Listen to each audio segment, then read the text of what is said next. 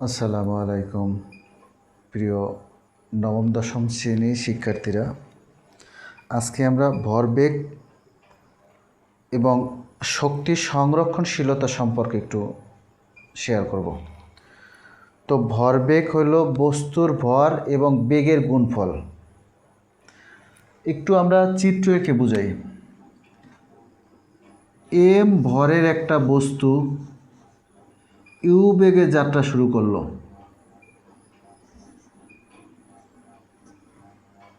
আর একটা বস্তু M2 ভরের আরেকটি বস্তু U2 বেগে যাত্রা শুরু করলো। বেগের ভিন্নতার কারণে কোনো এক সময় বস্তু দুইটি একাত্রে মিলিত হলো। তখন ক্রিয়া প্রতিক্রিয়া বল দেখা যায় এবং বস্তুটি যখন ঘর্ষণ হয় তখন পরবর্তীতে তারা আবার একই দিকে চলতে থাকে। এম ভরের বস্তুটি V1 বেগ প্রাপ্ত হয় আর M2 ভরের বস্তুটি V2 বেগ প্রাপ্ত হয়। তাহলে আমরা ভরবেগের সংরক্ষণ সূত্রে আমরা জানি বস্তুর ভর বেগের গুণফল। সংঘর্ষের পূর্বে ভরবেগের সমষ্টি সংঘর্ষর পরে ভরবেগের সমষ্টি সমান। তাহলে আমরা সূত্রটা লিখতে পারি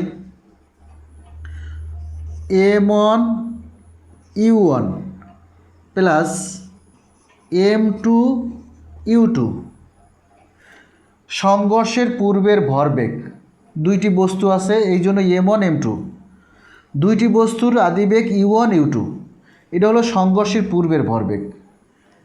এরপরের সংঘর্ষের পরের ভরবেগ M1 V1 plus M2 V2, তারা পরস্পর সমান। সংঘর্ষের পূর্বের ভরবেগ সংঘর্ষের পরের ভরবেগ সমষ্টি সমান। আমরা এই সূত্র ব্যবহার করে শক্তির সংরক্ষণশীলতা থেকে আমরা তোমাদের বইয়ের যে 71-72 পৃষ্ঠার যে অঙ্কটা দেওয়া আছে, যে গাণিতিক সমস্যাটা, এই সমস্যার শেষে আমরা যে V1 এবং V2-র মান বের করব। এখন দেখো, আমরা যদি M1 এই পাশে আনি আর M2টা যদি ওই পাশে নিই তাহলে কি দাঁড়ায়, M1 U1 এটা এই পাশে আনবো তাহলে দাঁড়াইবে মাইনাস M1 V1। বুঝতে পারতেছি তো? এরপরে এই পাশে M2 V2 আছে, আমি এইটা ওই পাশে নিলে কি দাঁড়াবে M2 U2।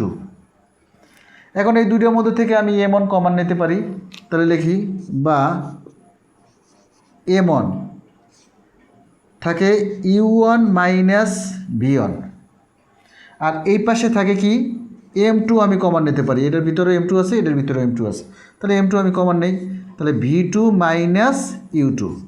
এইটার আমি 1 নং সমীকরণ দিই। এটু তো আমরা বুঝতে পারতেছি। এটা হলো ভরবেগ সংরক্ষণের সূত্র। এখন আমরা গতিশক্তির যে সূত্রটা আমরা সেটা ব্যবহার করব। গতিশক্তির ক্ষেত্রে আমরা ব্যবহার করি হাফ M1 U1 তার square গতিশক্তির plus half M2 U2 তার স্কয়ার সমান হাফ M1 V1 তার square plus half M2 V2 তার স্কয়ার। এর হলো সংঘর্ষের পূর্বে গতিশক্তি এবং সংঘর্ষের পরের গতিশক্তি, উভয় পাশ থেকে আমি হাফ বাদ দিয়ে দেব। থাকে কি M1 U1 তার স্কয়ার প্লাস এখানে থাকে M2 U2 তার স্কয়ার, এই পাশে থাকে M1 V1 তার স্কয়ার প্লাস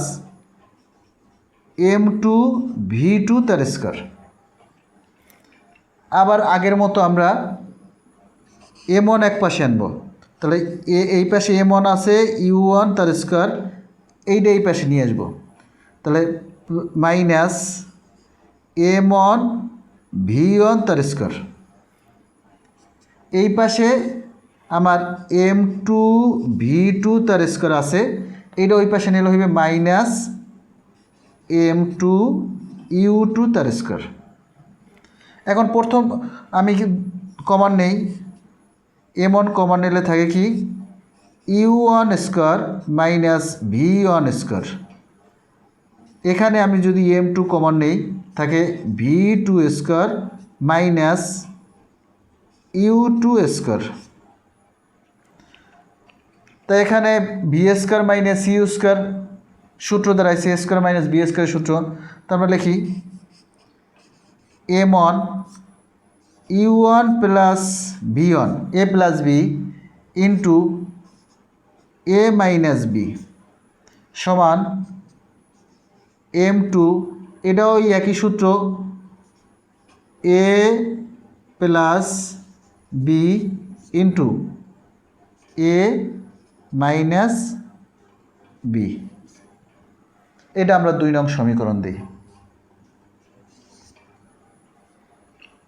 যদি এখন আমি 2 নং সমীকরণকে 1 নং সমীকরণ দ্বারা ভাগ করি, তাহলে আমরা লিখি 2 নং সমীকরণ ভাগ 1 নং সমীকরণ।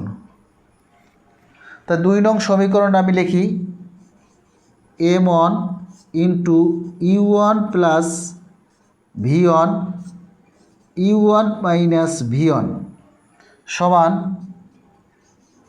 m2 v2 মাইনাস u2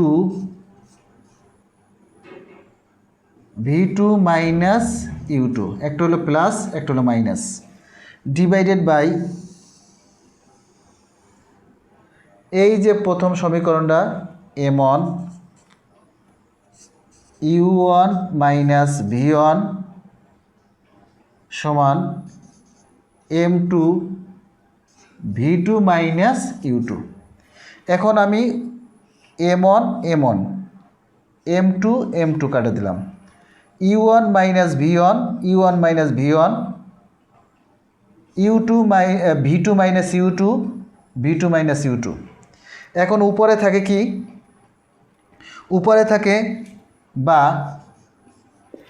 উপরে থাকে u1 প্লাস v1, এই পাশে থাকে v2 প্লাস u2, এটা থাকে আমাদের কাটাকাটি করার পরে।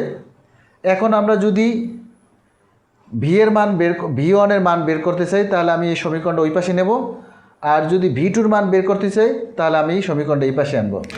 তাহলে যদি আমি v1 এর মান বের করি তাহলে v1 সমান v2 plus u2 minus u1। আবার যদি v2 মান বের করতে চাই তাহলে v2 সমান u1 plus v1 minus u2। এখন যদি আমি v1 এবং v2 মান বের করতে চাই তাহলে শক্তি সংরক্ষণশীলতার সূত্রটাই আমি বসাবো।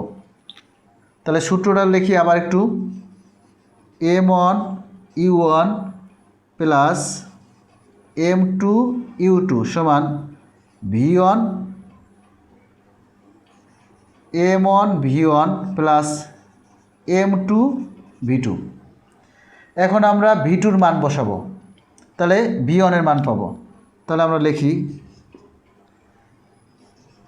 m1 u1 plus m2 u2 সমান m1 v1 plus m2 v2 মান আমরা এই v2 মানটা বসাবো, bracket u1 plus v1 minus u2। এখন আমরা ব্র্যাকেটের ভিতরে যা আছে তা বাহিরেরটা দ্বারা গুণ করব, বা m1 u1 plus m2 u2 সমান m1 v1 plus M2 U1 plus M2 V1 minus M2 U2।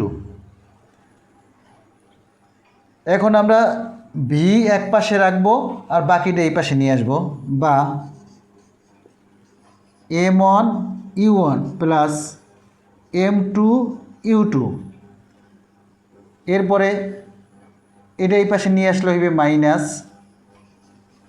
M2 U1, এটা এই পাশে নিয়ে আসলে হবে প্লাস M2 U2 সমান এইটা এবং এইটা রয়ে গেছে এই পাশে। থাকে কি M1 V1 plus M2 V2। বুঝতে পারতেছি তো আমরা? বা এখন